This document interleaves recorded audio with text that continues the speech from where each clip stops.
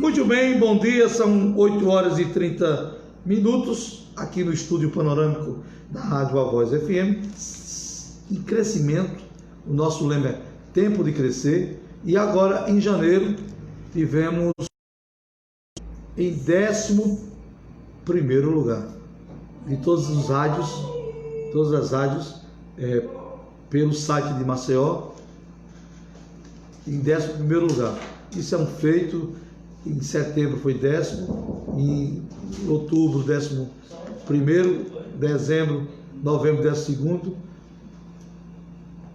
e hoje agora 11º. Estamos em fevereiro, um mês diferenciado. Daqui a pouco é carnaval, né? E esse programa vai ser reprisado no carnaval. Conosco o conselheiro tutelar da 10ª região, Benedito Bentes I, Cacá Martins. Eu sempre o chamo de legendário, né?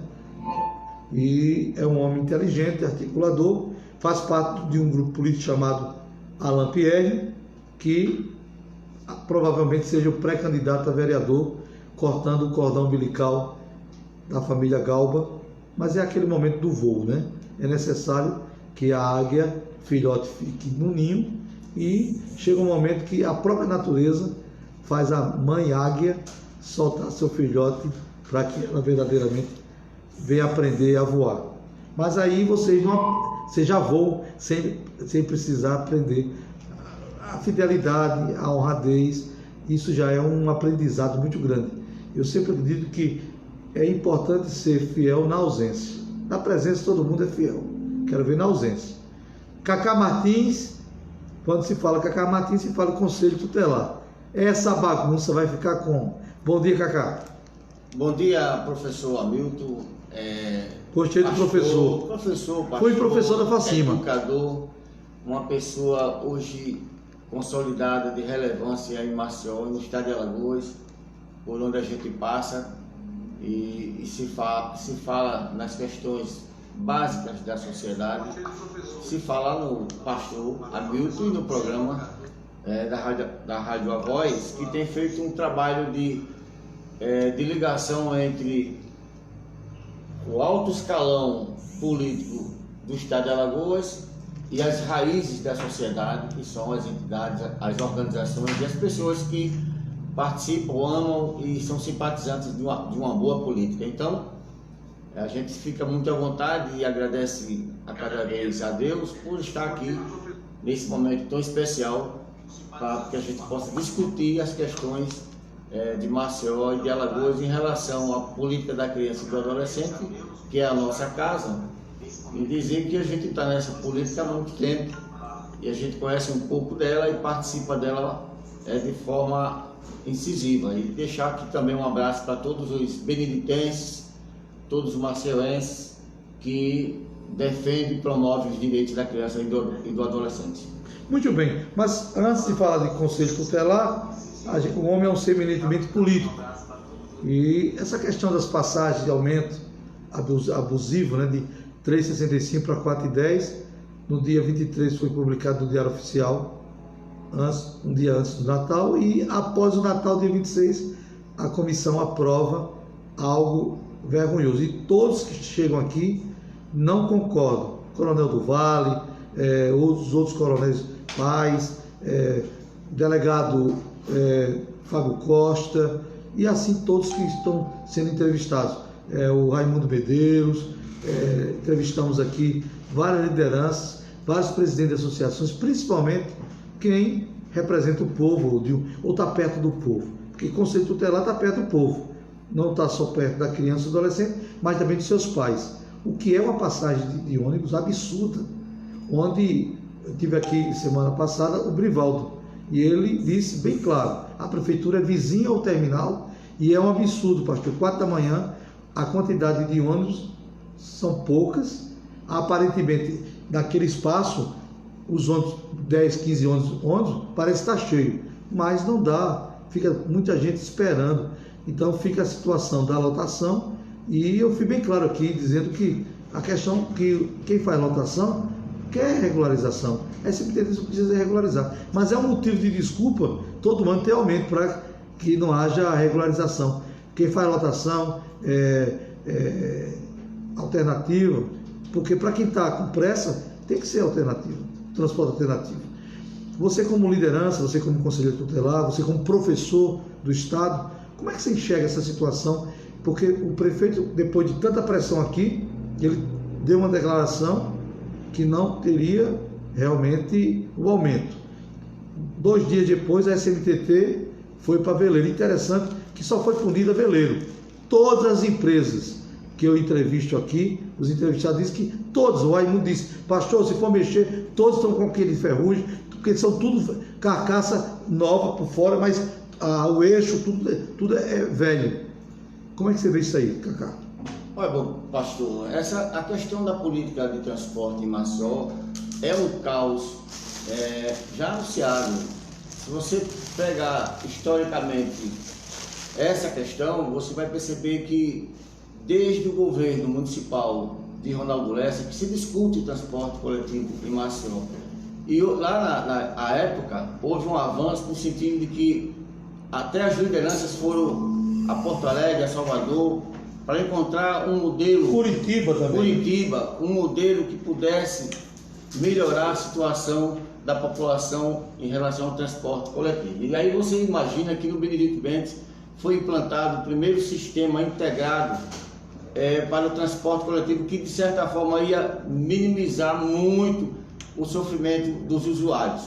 Portanto, a falta de responsabilidade, de compromisso com as coisas públicas, deixaram apenas o terminal de ônibus do Benedito Bentes e o projeto não foi concluído. Então, a ideia discutida e aprovada à época era que, de forma das regiões administrativas de Maceió, cada ponto principal teria um terminal integrado, onde as pessoas podiam pagar apenas uma passagem e ter acesso a todo o sistema. Isso não foi concluído, apenas o Benedito Bentes ficou com aquele terminal lá gigante e terminou ficando integrado dentro do Benedito Bentes. Aparentemente. Aparentemente. Né? Porque a quantidade de ônibus são poucas. Demais. Então de lá para cá não se teve investimento nenhum nesse segmento.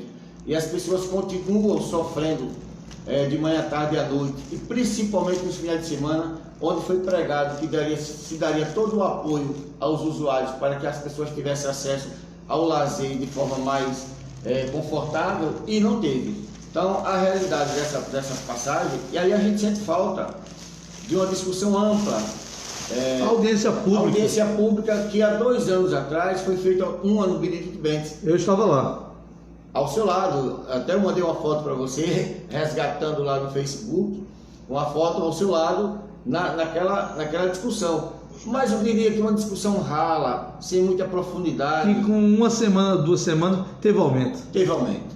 Então, mostra que o poder público ainda está tendo a autonomia de decidir de forma isolada, sem levar a discussão para a sociedade, e quando escuta, ralamente, não cumpre, não atende, não faz cumprir as determinações nem os clamores dos usuários, principalmente os estudantes que sofrem na pele, e os trabalhadores sofrem na pele. A educação alagoana faz a ousadia dos empresários tirar onda com a cara dos seus usuários, que mantêm suas empresas, que o lucro é grande. Eles não querem ver. Em São Paulo, de 4,20 para 4,40. E a distância, o percurso é maior. 20 centavos, a população foi para a rua. Aqui é de 3,65 para 4,10. Aumento totalmente fora da realidade. Que se você sair do Prado para o centro, vai pagar 4,10 se passar. Então, a situação fica até difícil para os vereadores, os 21, todos calados, estão todos calados. Um ou outro fala no WhatsApp, o Francisco Salles reclamou, mas ele hoje é oposição, mas já teve na situação. Mas os 20 estão calados, que estão à mercê da bancada do prefeito, a maioria. E de forma assim, que a gente já sabe... Até o Galvanetti está calado, que é hoje a oposição, mas está calado. Não há uma manifestação pública. Eu estou falando aqui, é a pura realidade. Eu estou falando aqui que o povo tem vontade de falar e não tem espaço. a Rádio A Voz, através do programa Painel Alagoas, tem a ousadia de dizer que os 20 vereadores, o Francisco Salles, não tem nem contra nem a favor, mas ele já experimentou das duas moedas. Então, eu gosto quando o cara é a oposição do início até o fim. Então, mas é o único que falou. O que eu quero colocar é o seguinte, que todo vereador diz, que qualquer um sempre diz que a Câmara de Vereadores é a ressonância da sociedade. E todos os vereadores saem das comunidades representando através do voto legítimo nas urnas, representantes de uma sociedade. O que você quer dizer com isso? No entanto, você não vê os vereadores tomando as dores da sociedade. E quando isso acontece, por exemplo, a manifestação dos estudantes, que geralmente é essa classe, que vai reivindicar, que vai lutar, às vezes os estudantes são reprimidos, com a presença da polícia, com a presença de quem tem direito de oprimir e tentar deter o anseio da juventude. Então, mas também essa análise, pastor, ela tem que ser feita de forma estendida. A responsabilidade dos vereadores e a responsabilidade da sociedade como um todo. Você não vê como os anos 70, 80, 90, onde a sociedade ia para a rua protestar e clamar pelos seus direitos. Hoje está de forma mais ampla, então, assim, mais calma. E a gente percebe também isso, vamos supor, a malícia de colocar um aumento numa hora inoportuna, já próximo ao Natal, feriado, próximo final de semana, num recesso, onde os estudantes estejam em casa, ou não tenham a oportunidade de estar junto e se articular. Hoje também a gente sente falta de algumas entidades fortes, OAB também parada, sem manifestação, que era sempre uma retaguarda da sociedade. Hoje, de forma lenta, observa apenas, em alguns casos, que emite sua opinião e a sua decisão de lutar, de defender qualquer tipo de ação. Portanto, nós temos um novo tempo, e esse tempo é que a gente conclama que essa juventude, com as organizações representativas da sociedade, clame, defendam e vão às ruas em busca de seus direitos.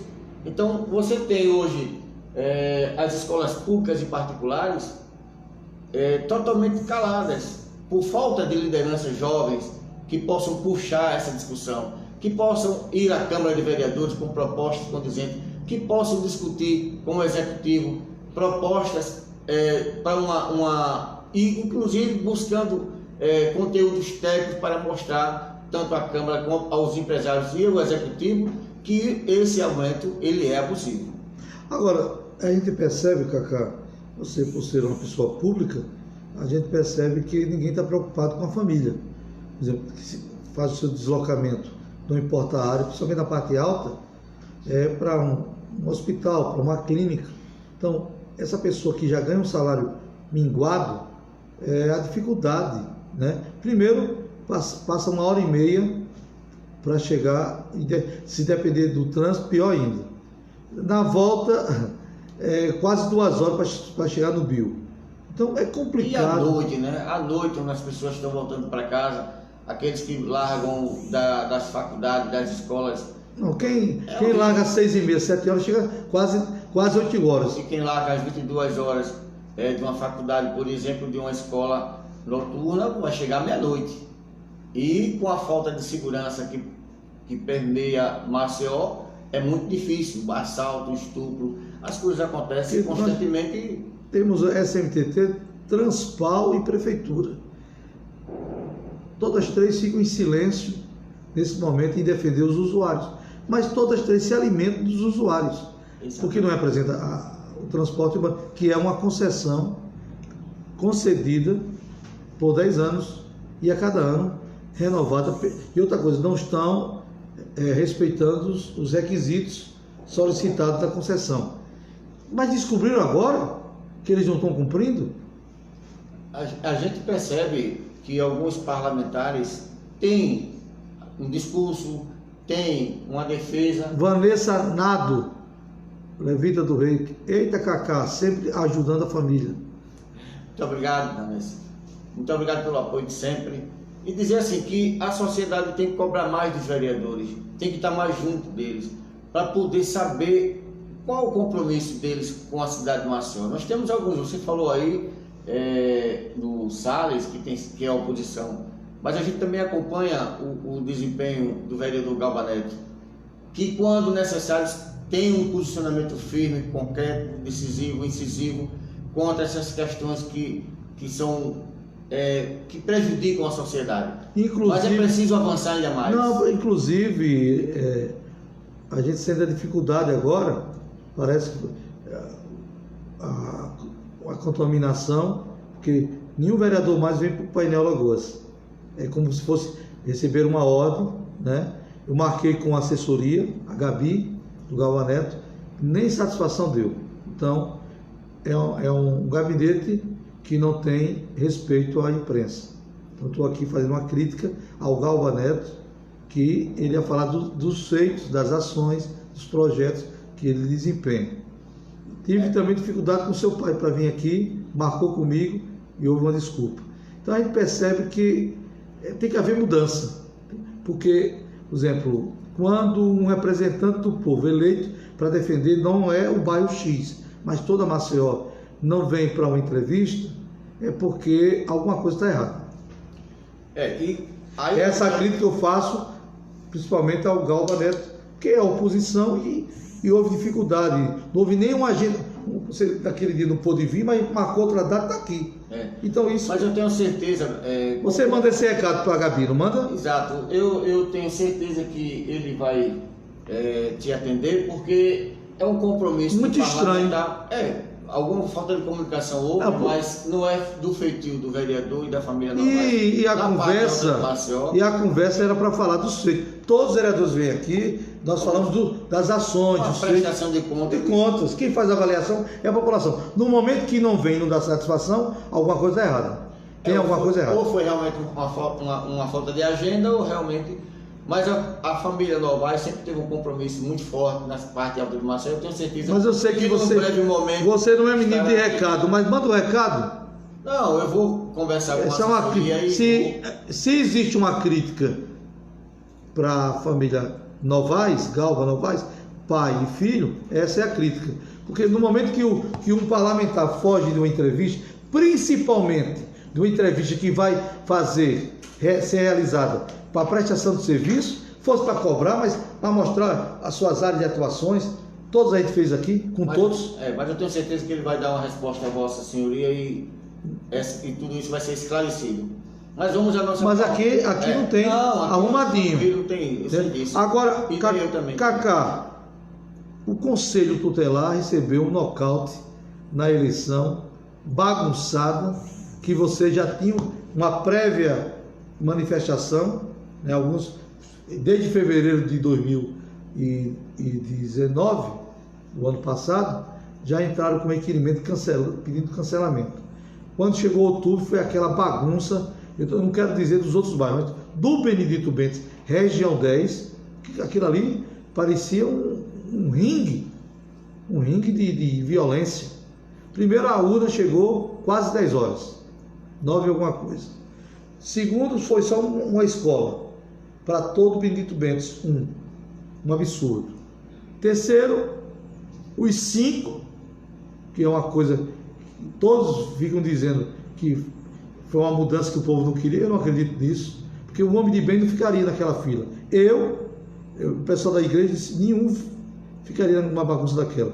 Empurra, o pessoal com fome, só ficou ali por outros interesses. Quem ficou ali naquela loucura até a noite, porque tinha outros interesses, porque pessoas de bem, mulheres que têm o seu lar, foi embora. Então houve outros interesses para ficar. Eu vi você na esquina, olhando, você não estava acreditando no que estava vendo. Pastor, eu estou nesse cenário aí, na política da criança e do adolescente, e mais precisamente no Conselho Tutelar, desde do surgimento do Estatuto 1990. É o lendário, né? A gente tem acompanhado porque a nossa vida foi pautada nessa política? Nós trabalhamos na FEBEM e chegamos lá em 81, passamos os anos 80 até chegar à Constituição, a Constituinte, em 88, onde nós discutimos com a sociedade o que fazer para minimizar a situação e mudar a cara da política da criança e do adolescente em Alagoas e no Brasil, e demos essa contribuição no artigo 227 da Constituição Federal, que consagrou na Lei 8.069/90, que é o Estatuto. Então, nós divulgamos o Estatuto no Estado inteiro, através da FEBEM e Fundac, nesse período, onde nós íamos ministrar palestras sobre o Estatuto para trazer uma nova luz, um novo olhar para a política da criança e do adolescente. E aí surge os conselhos tutelares. Em Maceió era 1, depois passou para 2, e na época que eu fui conselheiro, em 2002, nós éramos 3 conselhos tutelares em Maceió para atender a cidade toda. Mas devo dizer que desde lá, pastor, desde esse período de 2002 para cá, não aconteceu em Maceió um processo de escolha que não fosse tumultuado. Mas devo registrar também que o processo recente foi o mais conturbado, foi o mais complicado, foi o mais confuso possível, foi o mais planejado para que não desse certo. Planejado para não dar certo? Para não dar certo, porque todo mundo avisou que aquele modelo não daria certo. Todo mundo se discutiu que não daria certo. As urnas. Porque em 2015, quando foi tudo certinho, tudo organizado, com urnas eletrônicas, deu tudo certo. 6h30 da noite já estava com o resultado pronto. As pessoas, não houve reclamação, não houve recurso, não houve nada. Tudo certo, porque as pessoas, à luz da eleição, perceberam a clareza, a lisura, né, a transparência, e foi tudo correto. Ninguém reclamou. E aí as coisas começaram a dar. Porque você tem 4 anos para planejar uma eleição, e você chega à eleição sem urna eletrônica, sem os colégios definidos, sem a estrutura da prefeitura capaz de coordenar e executar um processo de escolha. Então, as pessoas sabiam, o Ministério sabia que não ia dar certo, o Conselho Municipal sabia que não ia dar certo. Todo mundo sabia, mas foram assim mesmo, empurrando. Agora, de forma assim, clara, os próprios participantes também fecharam os olhos para isso, que era para ter questionado na hora, para que as coisas não acontecessem. Com alguns 3, 4, 5 questionaram, foram o voto vencido, e a eleição, e o processo de escolha aconteceu, e foi essa... Foi de goela abaixo, né? Exatamente. Agora, os comentários, eu tive aqui com o professor da legislação eleitoral, o Douglas Scott Lessa, e ele culpou veementemente o órgão e o vice-prefeito. Ele culpou que o maestro de toda essa articulação, Dr. Douglas Scott, aqui numa entrevista forte, disse que o nome da entidade? MP? Não. O Conselho CMDCA. CDA. Culpou a direção, que foi omissa, e o vice-prefeito, palavras do Dr. Douglas Scott Lessa, advogado, disse que a bagunça começou aí, os interesses de agrupamentos bem localizados. Aí vem a bagunça maior, eu acho que essa já começou a desrespeitar. Destruir uma lei, como é que o senhor constrói uma lei de quase 5 anos, então a lei hoje não tem valor. Aí começou a bagunça. Eu em algumas palestras que me convidam para ministrar, eu tenho dito que Maceió, através do Executivo, revolucionou a política do Conselho Tutelar, quando instituiu o nível superior. E eu recebi mensagens, pastor e maceuenses, de quase parte do Brasil, parabenizando esse projeto de nível superior,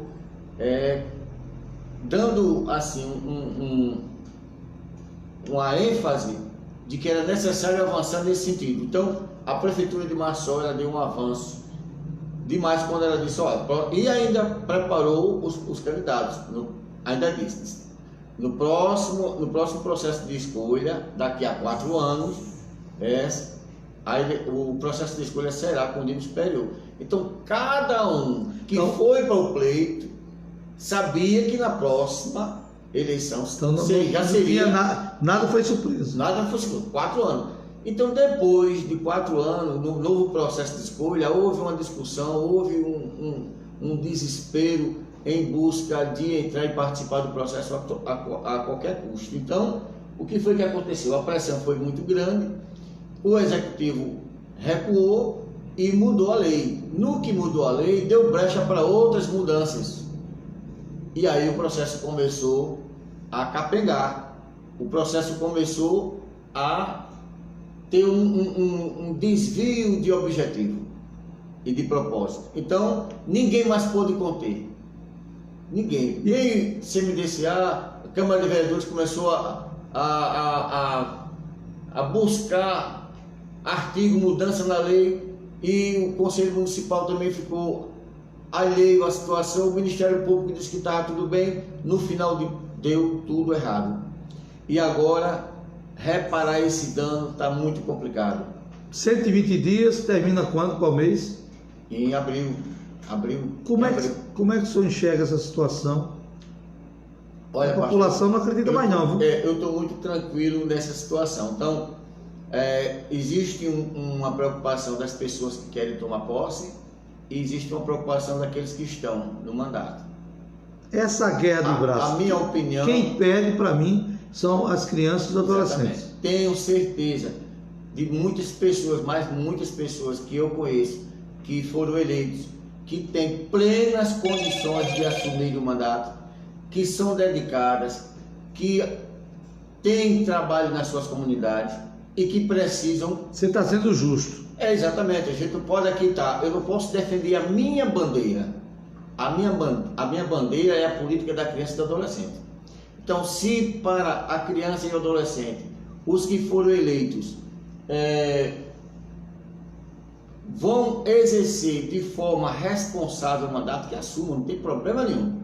Agora, vamos para a legalidade. Segundo a Constituição Federal, no seu artigo 5º, inciso 2º, diz que ninguém pode deixar ou deixar de fazer ou deixar de fazer, se não tiver em razão de lei.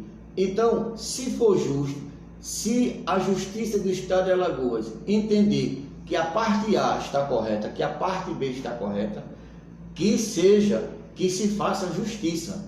O que se não pode é ficar em cima do muro, acompanhando esse tumulto todo, de interesse A e interesse B. Em detrimento disso, o Estado, eu falo o Estado, o município, quem for tem a responsabilidade com isso, ficar assistindo na arquibancada esse tumulto, essa bagunça. Tem pessoas que eu conheço que perderam amizade.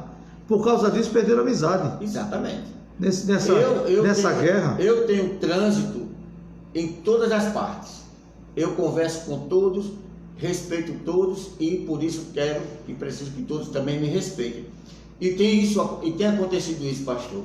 As pessoas têm me procurado, inclusive... Mas isso é maturidade. Isso é maturidade. Inclusive, depois da eleição, eu já ministrei 3, 4 palestras para as pessoas que foram eleitas, para orientá-los no mistério dessa missão. Você não ficou com vingança? Não, de forma nenhuma, porque, como diz, a vida se segue em frente e novos objetivos cada um tem que obter, conquistar, correr atrás. Então, o meu compromisso é com a política da criança e do adolescente, porque eu não sou conselheiro tutelar sozinho. Só em Maceió são 50, no estado de Alagoas 580. Então, se fosse apenas um Cacá Martins conselheiro, que a vaga fosse só a minha, não. A política ela é ampla e é precisa a participação de todos. E ela é um ciclo que precisa ser renovado. Eu fico feliz que quando eu comecei lá em 1990, pastor, eram 5, 6 pessoas defendendo essa causa. E hoje você tem dezenas e milhares de pessoas defendendo. Então, se existem muitas pessoas, além de mim, defendendo a mesma causa, quem ganha com isso é a criança e o adolescente. Né? Agora, você não pode também se prever assim, eu estou na política, sou conselheiro tutelar, com o rabo preso, sem liberdade de expressão, sem liberdade para cobrar. de reivindicar, O que é que você de quer garantir os dizer? direitos. O que é que o senhor quer dizer com isso? Abra o preso.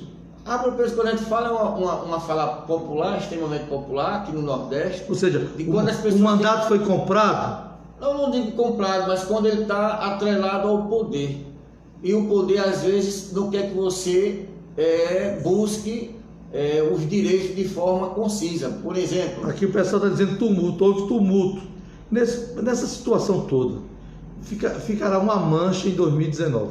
Olha, esse processo de escolha, para mim, eu fico assim, muito triste, porque eu e tantos companheiros e companheiras que lutaram, os centros de defesa aqui de Maceió, os movimentos de menino de rua, a Visão Mundial, tantas entidades sérias, o Sinteal na época também, que empreendia uma luta muito significativa, a OAB nesse período.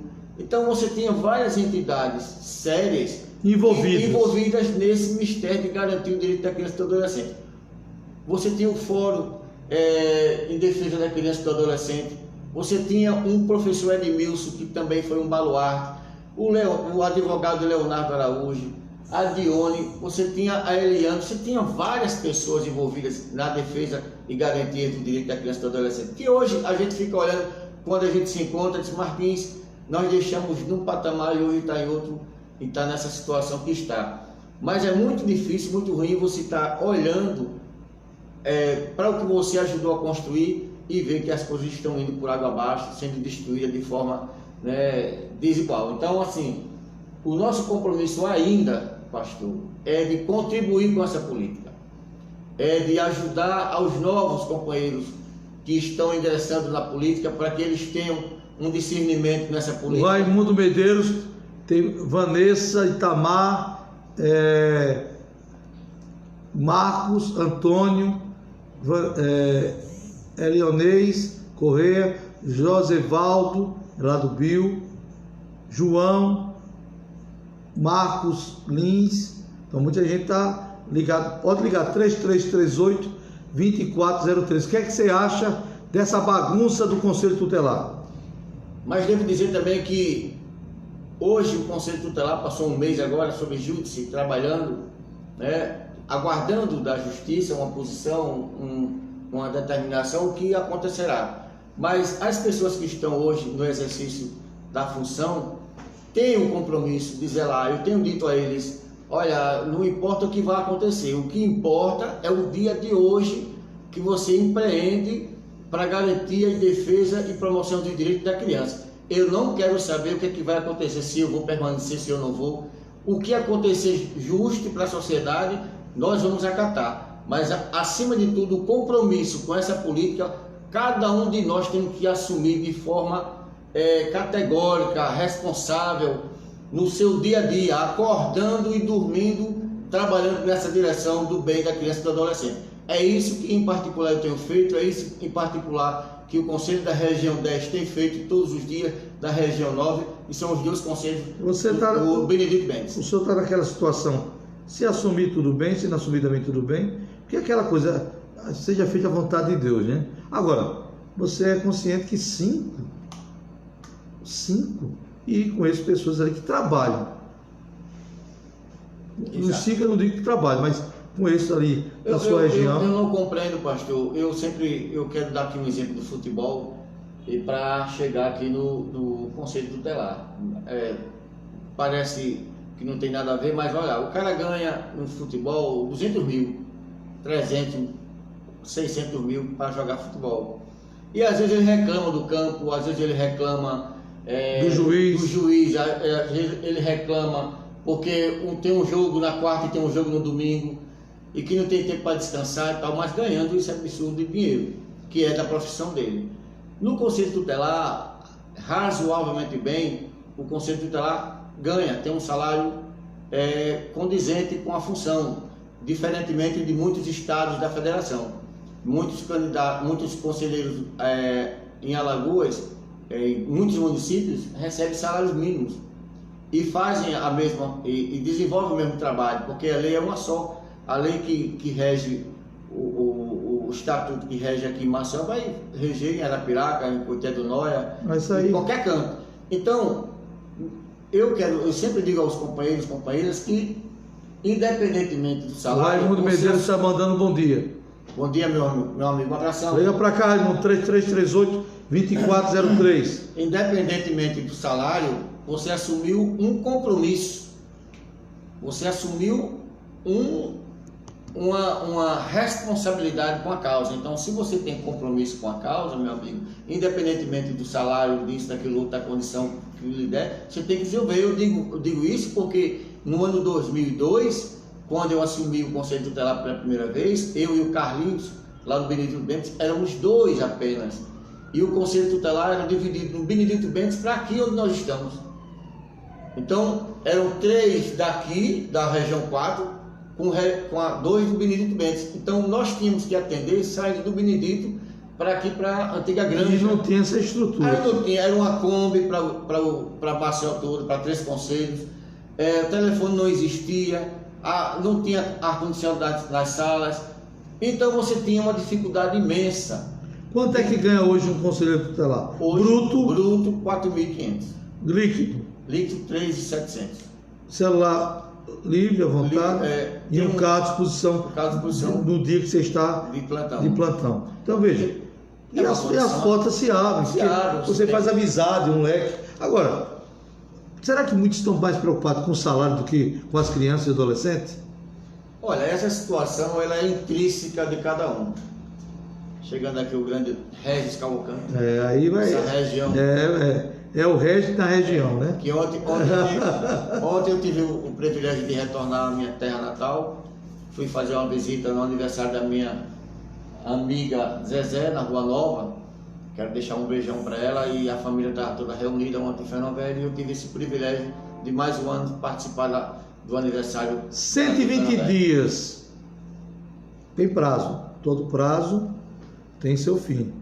Será prorrogado, haverá eleição, conselho.